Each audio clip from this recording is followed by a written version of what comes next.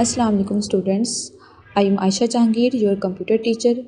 Today we are going to start chapter number 2 and chapter number 2 जो है वो एक important chapter है.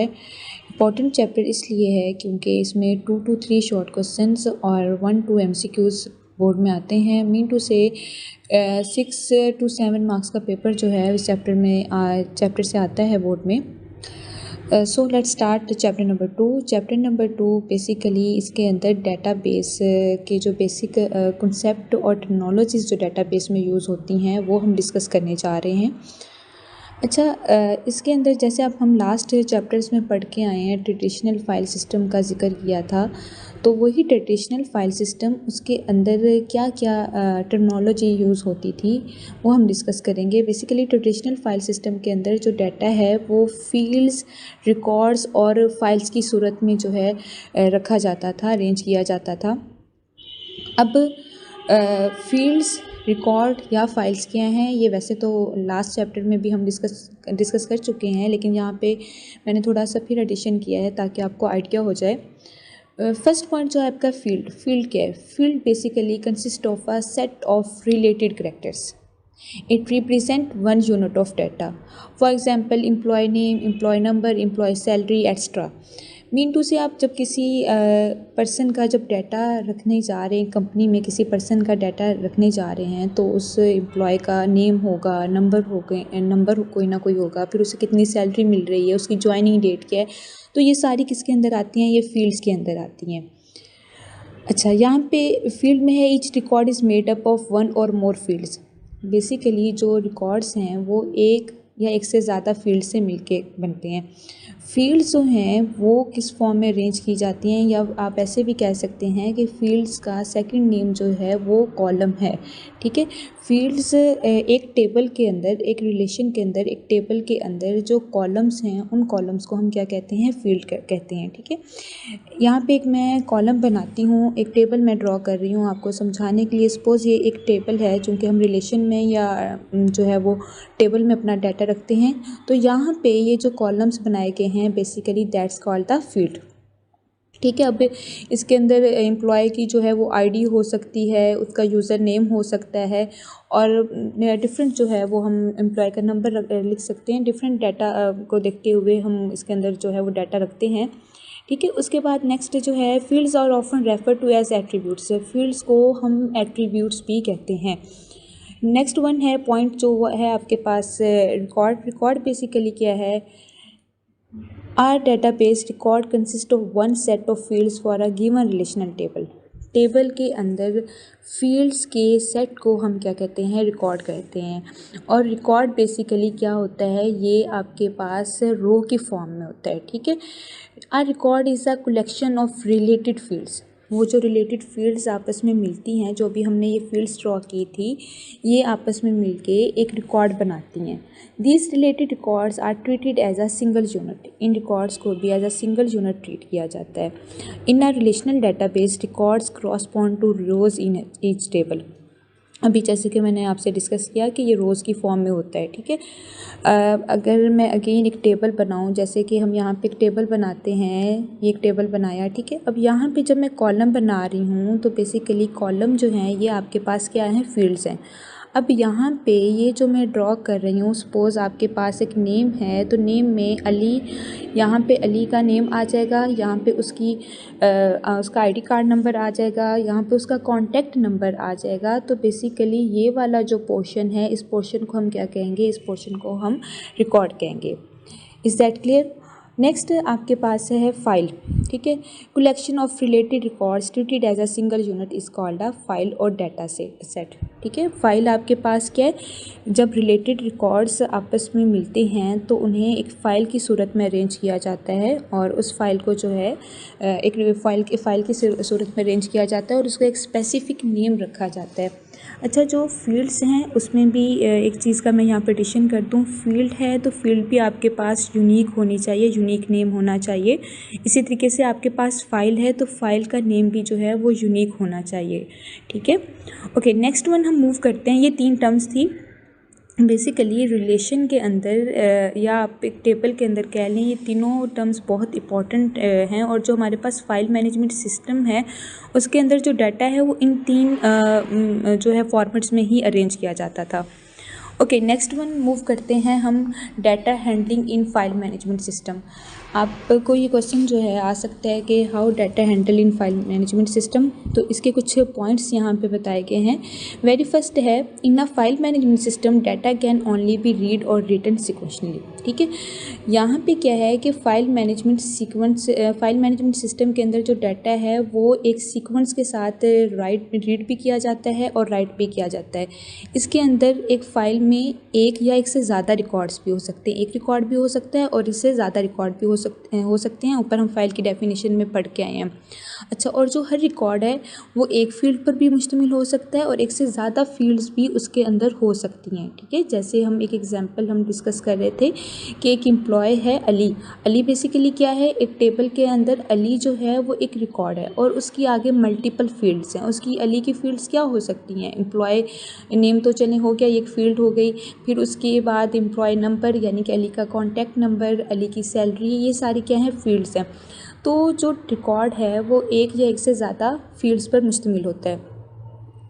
अच्छा, records can be specified in two different ways in file management system. Records जो हैं वो फाइल मैनेजमेंट सिस्टम में दो तरह से रखे जाते हैं। ठीक है, दो तरह से अरेंज होते हैं। एक होते हैं फिक्स्ड लेंथ रिकॉर्ड और सेकंड वन हमारे पास है वेरिएबल लेंथ। ठीक है, इनको इंशाल्लाह आगे हम डिस्कस करेंगे। ये शॉर्ट क्वेश्चन में भी ये आता है, डिफरेंस आ सकता है या इनकी डेफिनेशन आ सकती है।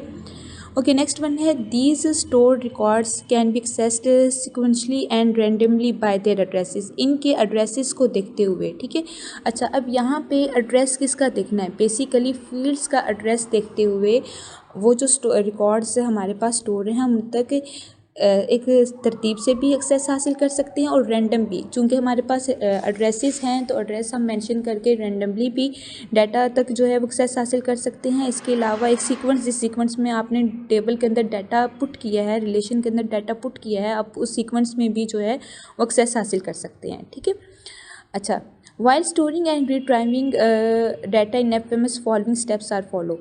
अब जब हम एफएमएस यानी कि फाइल मैनेजमेंट सिस्टम के अंदर डाटा को स्टोर करवाते हैं या रिट्रीव करवाते हैं, स्टोर का तो आपको आइडिया है, रिट्रीव का क्या मतलब होता है, रिट्रीव मीन दोबारा जो स्टोर डाटा है उसको गेट करना। ठीक है, उसको दोबारा लेके आना, या आप वर्ड फैच का भी वर्ड यूज़ कर सकते हैं। ठीक है, अच्छा, इसके लिए क्या है, ईच फाइल इज़ गिवन, जो स्टेप्स हम फॉलो कर रहे हैं वो कौन सा है, each file is given a unique name. आपको पता है हर फाइल का एक यूनिक नेम होता है। कोई भी आप फाइल स्टोर करते हैं तो उसका नेम जो है वो एक यूनिक नेम आप रखते हैं। कुछ जो पहले जिस नेम से एग्जिस्ट है फाइल, आप वो नेम जो है नहीं रखते।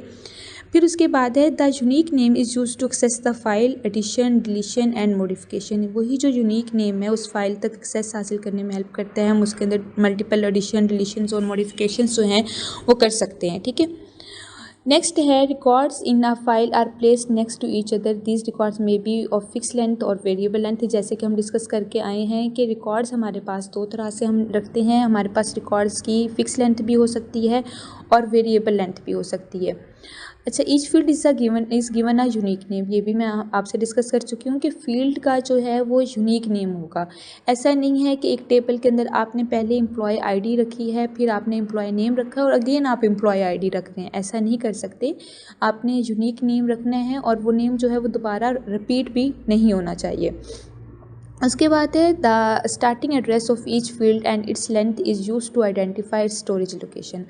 अच्छा, यहाँ पे क्या है कि हर फील्ड को एक स्पेसिफिक लेंथ प्रोवाइड की कर दी जाती है। जैसे कि आपके पास आपकी बुक पे डायग्राम भी बनी हुई है कि अगर आप सबसे पहले उसकी आईडी रख रहे हैं या उसका एड्रेस एड्रेस कह रही हूँ, आईडी आप मेंशन कर रहे हैं या फिर उसके अलावा उसका कोई रजिस्ट्रेशन नंबर ऐड कर रहे हैं, तो वो 4 बिट्स आपके पास डाटा, 4 बाइट्स डाटा आपसे लेगा। ठीक है, तो अब यहाँ पे जो इसका एड्रेस बनेगा वो हम क्या रखेंगे, 1 to 5।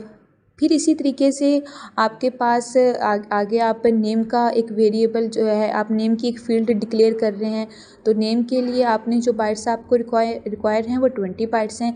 तो अब एड्रेस आपका 5 से आगे ऑनवर्ड जाएगा, 5 से, क्योंकि आपको 20 बाइट्स रिक्वायर हैं तो 5 से 25 तक मूव कर जाएगा।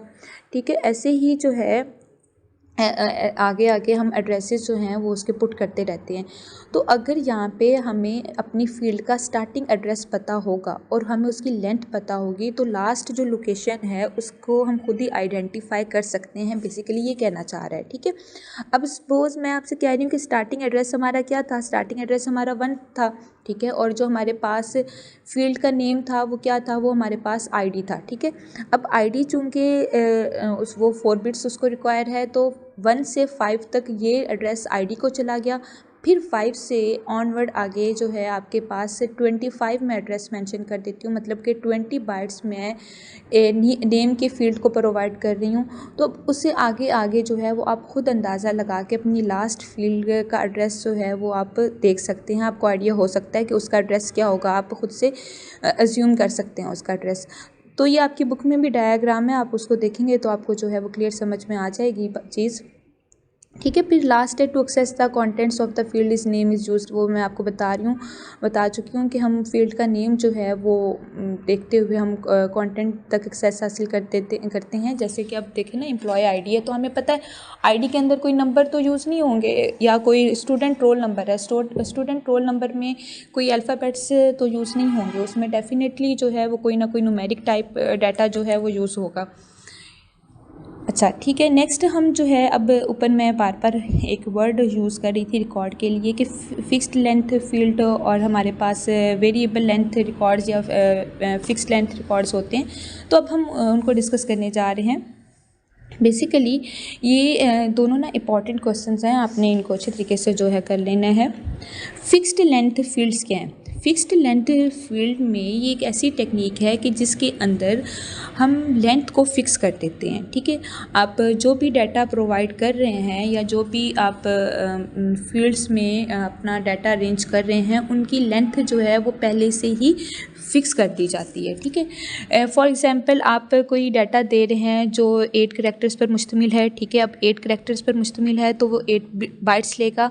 अब आपने एक उसकी लेंथ जो है वो फ़िक्स कर दी है कि ये 8 बाइट्स तक ही, यानी कि 8 करैक्टर्स ही स्टोर करेगा। अब अगर आप सपोज़ जो है वो 4 करैक्टर्स दे रहे हैं आपने, क्योंकि उसकी जो लेंथ है वो फ़िक्स कर दी है, लेकिन बाद में आप उसे 4 करैक्टर्स दे रहे हैं। आप पहले लफ्ज़ वर्ड लिख रहे थे पाकिस्तान, बट अब आपने पाक लिखा, पाकिस्तान पूरा नहीं लिखा, तो जो आगे वाली फील्ड्स हैं वो ब्लैंक रहेंगी। स्टोरेज मेमोरी में तो आपके पास उसकी स्टोरेज तो वो ऑक्यूपाई कर लेंगी, ठीक है, लेकिन वो ब्लैंक रहेंगी। और इसी तरीके से जो आपके पास वेरिएबल लेंथ फील्ड है, वेरिएबल लेंथ फील्ड में क्या होता है कि वेरी करता है, यानी कि इसके अंदर आप स्पेस जो है वो पहले से फ़िक्स नहीं करते, अपनी फील्ड्स को पहले से फ़िक्स नहीं करते, बल्कि जब आप अपना डाटा देते हैं तो उसके अकॉर्डिंग डाटा को देखते हुए, फील्ड्स को देखते हुए वो अपनी स्पेस को ऑक्यूपाई कर लेती है खुद से। ठीक है, सपोज़ आप एक नेम दे रहे हैं, अली दे रहे हैं, अली के अंदर क्या है, अली के अंदर 3 करैक्टर्स हैं, ALI, तो बस वो क्या करेगी, वो 3 फील्ड्स को जो है वो मेमोरी में लेगी, सिर्फ 3 आपके पास बाइट्स को ऑक्यूपाई करेगी, इसके अलावा वो बाकी जो है उसको ऑक्यूपाई नहीं करेगी। तो इसका बेनिफिट, वेरिएबल लेंथ फील्ड का बेनिफिट क्या होता है कि हमारे पास जो स्पेस है, मेमोरी की एक्स्ट्रा स्पेस जो है वो वेस्ट नहीं होती। जबकि फ़िक्स लेंथ फील्ड में हमारे पास जो है, क्योंकि लेंथ फ़िक्स कर दी गई है, अगर हमने डाटा जो है वो कम दिया है तो भी प्रॉब्लम है, बाकी स्पेस जो है वो वेस्ट हो जाएगी, बाकी स्टोरेज हमारे पास वेस्ट हो जाएगी। इसी तरीके से अगर हमने पहले से लेंथ फ़िक्स कर दी तो हमारे जो ऊपर, अगर सपोज़ आपने 8 बाइट्स फ़िक्स की और आपने कोई डाटा 12 बाइट्स वाला दे दिया है, कुछ इस तरह का दे दिया है, तो वो जो ऊपर वाले हमारे वर्ड्स होते हैं या ऊपर वाले जो हमारे पास करैक्टर्स हैं उसको वो खुद ही कैंसिल आउट कर देता है। तो उसकी वजह से हमारे पास गार्बेज वैल्यू अकर हो सकती है। तो दोनों फील्ड्स जो हैं वो यूज़ होती हैं, फ़िक्स्ड लेंथ फील्ड भी यूज़ होती है और वेरिएबल लेंथ फील्ड भी यूज़ होती है। इसको आपने अच्छी तरीके से इसे गो थ्रू हो जाना है। आप चाहे तो ये नोट से इसको कर लें, आपकी बुक में भी ये चीज़ें मेंशन है, आप वहाँ से भी इसको कर सकते हैं विद एग्जांपल, ठीक है। उसके बाद जो है आपके पास आता है what is relational database system, also describe it's different data elements. अब रिलेशनल डेटाबेस सिस्टम क्या है? रिलेशनल डेटाबेस सिस्टम बेसिकली एक फ़ाइल स्ट्रक्चर है जिसमें फ़ाइल जो है, अच्छा, रिलेशनल डेटाबेस में जो फाइल स्ट्रक्चर है उसको 2 डायमेंशनल एरे या टेबल में डिफ़ाइन किया जाता है और उस टेबल का एक यूनिक नेम होता है, ठीक है। अच्छा, टेबल आपको पता है, टेबल्स जो है वो 2 चीज़ों पर कंसिस्ट करता है। वेरी फर्स्ट उसमें रोज़ हैं, सेकंड वन उसके अंदर कॉलम्स हैं, ठीक है। तो चूँकि हम ऊपर डिस्कस करके आए हैं कि कॉलम्स में बेसिकली फील्ड्स होती हैं, जितने भी टेबल के कॉलम्स हैं वो क्या हैं, वो फील्ड्स हैं। और इसी तरीके से जितनी भी रोज़ हैं टेबल के अंदर, वो रोज़ हमारे पास क्या हैं, वो रिकॉर्ड्स हैं। Row is also called tuple occurrences of the table. अच्छा, रो को हम टपल का नाम भी देते हैं, ठीक है। जो टेबल के अंदर रो यानी कि आपके पास जो रिकॉर्ड है उसे टपल का नाम भी दिया जाता है। अब यहाँ पे कुछ इंपॉर्टेंट डेफिनेशंस हैं जो आपके पास फाइल मैनेजमेंट सिस्टम के अंदर कुछ एलिमेंट्स यूज़ होते हैं, उनकी कुछ डेफिनेशंस हैं, इंपॉर्टेंट डेफिनेशंस हैं। सबसे पहले है जो हम चीज़ें ऊपर डिस्कस करके आए हैं उनको अगेन यहाँ पे डिस्क्राइब कर दिया गया है। Field, data element, data item, attributes और कॉलम, यानी कि आपके पास फील्ड को डाटा एलिमेंट भी कहते हैं, डाटा आइटम भी कह सकते हैं, एट्रीब्यूट्स भी कहते हैं और कॉलम्स भी कहते हैं। वही फील्ड जो ऊपर हम डिस्कस करके आए हैं, जैसे कि employee name, employee ID. Second one आपके पास क्या है, रिकॉर्ड। रिकॉर्ड्स को रो भी कहते हैं और आप इसके लिए टपल भी, यानी कि रिकॉर्ड्स बेसिकली आपके पास क्या है, रो हैं या टपल हैं। आप रो का वर्ड भी यूज़ कर सकते हैं, टपल का भी वर्ड यूज़ कर सकते हैं। रिकॉर्ड के in file management structure are termed as rows और tuple in database structure. Next one आपके पास है फाइल। अब फाइल भी है, ठीक है, और चूँकि फ़ाइल जो है वो हमारे पास 2 चीज़ों पर मुश्तमिल थी, रिकॉर्ड्स पे और फील्ड्स पे, मीन टू से कॉलम्स पे और रोज़ पे, तो इसे टेबल भी कहते हैं, हम रिलेशन भी कह सकते हैं, डाटा ऑब्जेक्ट भी कह सकते हैं। Is that clear? Okay, next one, database. Database क्या है? The collection of tables with some traditional files and some other necessary data objects is termed as a database. Tables की कलेक्शन, जो data आप दे रहे हैं अपनी रिक्वायरमेंट के अकॉर्डिंग, जो डाटा आप प्रोवाइड कर रहे हैं कंप्यूटर को, ठीक है, और वो कुछ फाइल्स की फॉर्मेट में जाके स्टोर हो रहा है आपके पास, वो क्या है, डेटाबेस है। ओके, नेक्स्ट है what is relation table, also describe it's different properties. अब ये पॉइंट्स कुछ हम जो डिस्कस करने जा रहे हैं ये आपके शॉर्ट क्वेश्चंस के लिए इंपॉर्टेंट हैं। आपको शॉर्ट क्वेश्चन में ये क्वेश्चन शॉर्ट के तौर पे आ सकता है। पहला आपके पास क्या है, what is a relation. Relation चूँकि मैं अभी बता के आई हूँ आपको, इसे टेबल भी कहते हैं। Table contains the descriptive information about an entity. एक टेबल जो है वो क्या होता है, किसी भी एंटिटी के बारे में, उसके किसी भी एंटिटी के बारे में प्रॉपर इंफॉर्मेशन होती है। एक टेबल के अंदर किसी भी एंटिटी के बारे में प्रॉपर इंफॉर्मेशन होती है। लाइक एज मेरे पास एक एम्प्लॉय आया है अली के नेम से, उसका मैं टेबल क्रिएट करने जा रही हूँ, ठीक है। अब उस टेबल में अली से रिलेटेड जितनी भी इंफॉर्मेशन चाहिए वो सारी स्टोर हो गई। जैसे कि अली जो है वो एक एज अ स्टूडेंट कॉलेज में आया है, तो अली का नेम, अली का रोल नंबर, ठीक है, उसके बाद अली की जो है वो कॉलेज कार्ड नंबर और मल्टीपल उसके जो लाइब्रेरी चार्जेस हैं, फ़ी चार्जेस हैं, मल्टीपल फील्ड्स जो हैं वो क्रिएट हो जाएंगी इसके अंदर, ठीक है। तो बेसिकली ये क्या था, ये उस एंटिटी के बारे में डिस्क्रिप्टिव इंफॉर्मेशन जो है वो टेबल के अंदर स्टोर थी। टेबल को रिलेशन भी कहते हैं। Collection of rose and columns is called table. अभी हम पढ़ के आए हैं कि रोज़ एंड कॉलम्स की कलेक्शन जो है उसको हम क्या कहते हैं, टेबल कहते हैं। Each intersection of a row and column is called a cell. और जहाँ पे इंटरसेक्ट कर रहे हैं रो और कॉलम, उसे हम क्या कह रहे हैं, सेल कह रहे हैं, ठीक है। Each record in a file system becomes a row of a relational in database. File system के अंदर जो रिकॉर्ड है वो रो है, और जो आपके पास रिकॉर्ड है उसके अंदर आपके पास मल्टीपल फील्ड्स होती हैं। रिकॉर्ड को जो है उसको हम टपल भी कहते हैं। और एंटिटी जो है वो हमारे पास एक कंपोज किस्म में होती है, यानी कि एंटिटी किस्म के अंदर राइट होती है, फील्ड्स में एट्रीब्यूट्स की फॉर्म में राइट होती है, और एट्रीब्यूट्स जो हैं उसको हम फील्ड भी कहते हैं, ठीक है। Each file in a file management system corresponds to a table in database management system. File management system correspond to a database management system. ये आप जो है आपके पास फाइल मैनेजमेंट सिस्टम जो है वो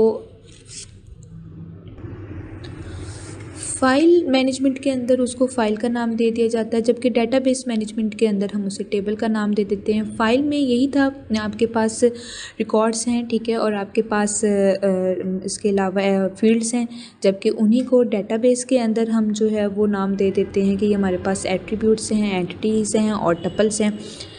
नेक्स्ट हम मूव करते हैं एंटिटी पे। एंटिटी क्या है? Anything about which you want to keep the information in database. जो भी आप इंफॉर्मेशन डेटाबेस के अंदर किसी के बारे में जो भी इंफॉर्मेशन आप डेटाबेस के अंदर रखना चाह रहे हैं वो आपके पास एंटिटी है, ठीक है।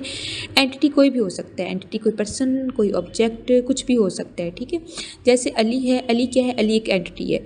अब अली का आगे रोल नंबर, अली की जो है वो सब्जेक्ट्स, अली की फ़ी वाउचर और इस तरह के अली का नेम जो फील्ड बनेंगे, ये सारे आपके पास क्या हैं? ये आपके पास फील्ड्स हैं जिसके अंदर आप उस एंटिटी के बारे में इंफॉर्मेशन स्टोर करवा रहे हैं, यानी कि वो आपके पास उसके एंटिटी के आगे फर्दर एट्रीब्यूट्स हैं, ठीक है।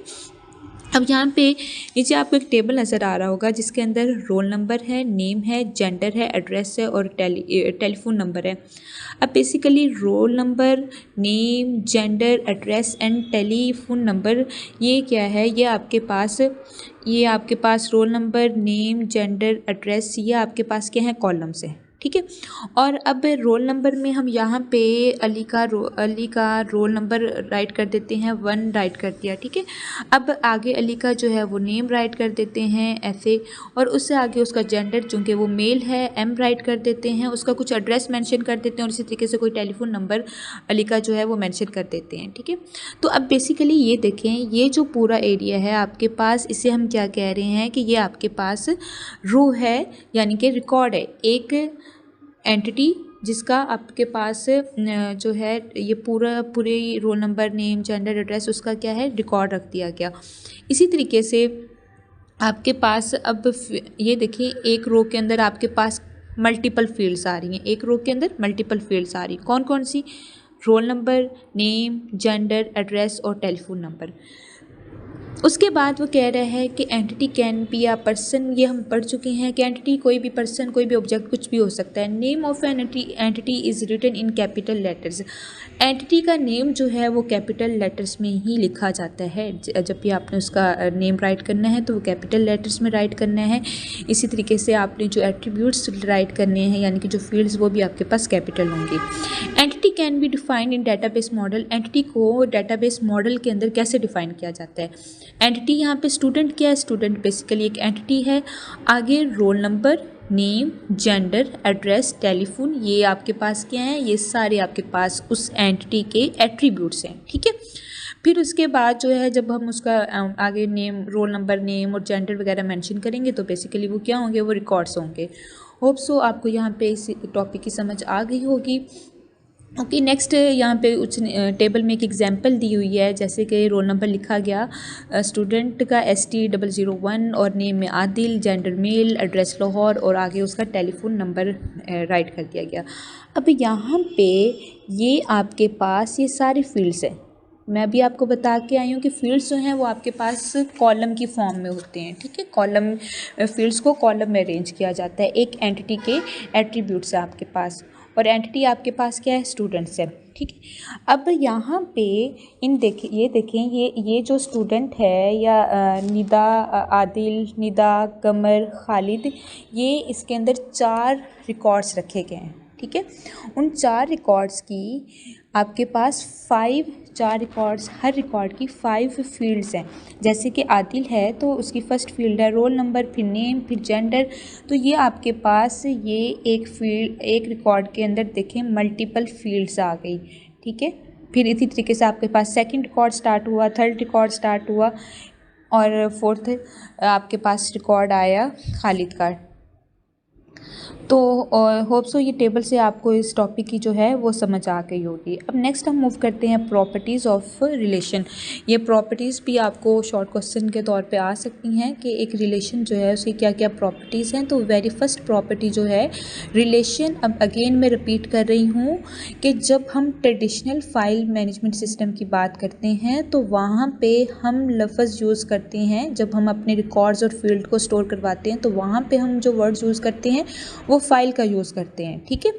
और जब हम DBMS यानी कि डेटाबेस मैनेजमेंट सिस्टम के अंदर अपने डाटा को स्टोर करवाते हैं तो उसके लिए हम जो वर्ड यूज़ करते हैं वो रिलेशन और टेबल का यूज़ करते हैं, ठीक है। तो वेरी फर्स्ट जो आपके पास टॉपिक है, जो इसकी प्रॉपर्टीज़ जो हम डिस्कस करें तो वो फर्स्ट प्रॉपर्टी आपके पास है नो डुप्लीकेट रोज़। ओके, फर्स्ट प्रॉपर्टी है नो डुप्लीकेट रोज़। आपके पास रोज़ जो हैं वो रिलेशन के अंदर डुप्लीकेट नहीं होनी चाहिए। जैसे एक रो का मैं जिक्र करूं, अगर हम रोल नंबर जो है उसमें हम रो की बात करें तो फर्स्ट रो है 001। अब ये 001 जो है वो दोबारा रिपीट नहीं होना चाहिए रिलेशन के अंदर। In a relation no two rows can be the same. दो रोज़ सेम नहीं होनी चाहिए। Actually there is no need to repeat a row. हमें यहाँ पे रो को रिपीट करने की ज़रूरत ही नहीं पड़ती। रोल नंबर है तो एक सीक्वेंस से जा रहा है, roll number 1, roll number 2, roll number 3, roll number 4। There must be one field which uniquely identifies the row from other which is called primary key. अच्छा, एक सवाल यहाँ पे रेज़ होता है कि रो में, जैसे अभी हम बात करें कि हमारे पास रो है ST001, रो नंबर 1 है, फिर रो नंबर 2 जा रही है, रो नंबर 3, रो नंबर 4। अब कुछ रो हमारे पास ऐसी भी होनी चाहिए जिसको हम मतलब कि एज आ प्राइमरी की यूज़ करें। सपोज़ मैं अगर यहाँ से रोल नंबर की रो जो है उसको थोड़ी देर के लिए स्किप कर दूँ, मैं कहती हूँ रोल नंबर है ही नहीं, ठीक है। हमारी रो जो है वो यहाँ से शुरू हो रही है, नेम से शुरू हो रही है, आदिल है, निदा है, कमर है, खालिद है। लेकिन अब यहाँ पे एक प्रॉब्लम आ जाएगी। वो प्रॉब्लम क्या होगी? माइट भी पॉसिबल ऐसा हो सकता है कि आदिल जो एक क्लास में आदिल नेम का एक और स्टूडेंट भी हो। तो यहाँ पे नीचे क्या आ गया? आदिल। और ये क्या हुआ? रो तो डुप्लीकेट हो गई, ऊपर भी आदिल है, नीचे भी आदिल है, ठीक है। और माइट भी क्योंकि अब उसका जेंडर जो है वो भी मेल होगा, माइट भी पॉसिबल एड्रेस भी जो है वो सेम हो। हाँ, टेलीफोन जो है वो जो है वो तो डेफिनेटली चेंज होता है। सपोज़ अभी मैं टेलीफोन को भी कट कर देती हूँ, ये 3 हमारे पास है। तो हो सकता है कि उसका एड्रेस जो है, जैसे लाहौर में आदिल रहता है तो ये आदिल जिसको मैंने अभी ऐड किया ये भी लाहौर में रहता हो। तो अब यहाँ पे डाटा तो जो है वो रोज़ तो ऐसे लगेंगी जैसे सिमिलर रोज़ यूज़ हो रही हैं। तो इस वजह से हमारे पास कोई रो ऐसी होनी चाहिए जो यूनिक हो, दोबारा जो रिपीट ना हो सकती हो, जिसे हम एज आ प्राइमरी की यूज़ कर सकें। अब प्राइमरी की क्या है ये हम इंशाल्लाह नेक्स्ट टॉपिक में फर्दर जो चैप्टर्स आ रहे हैं उसमें डिस्कस करेंगे। तो यहाँ पे जो है आपके पास यहाँ पे आपके पास जो है एक रो ऐसी होनी चाहिए जिसे एज आ प्राइमरी रो आप यूज़ कर सकें।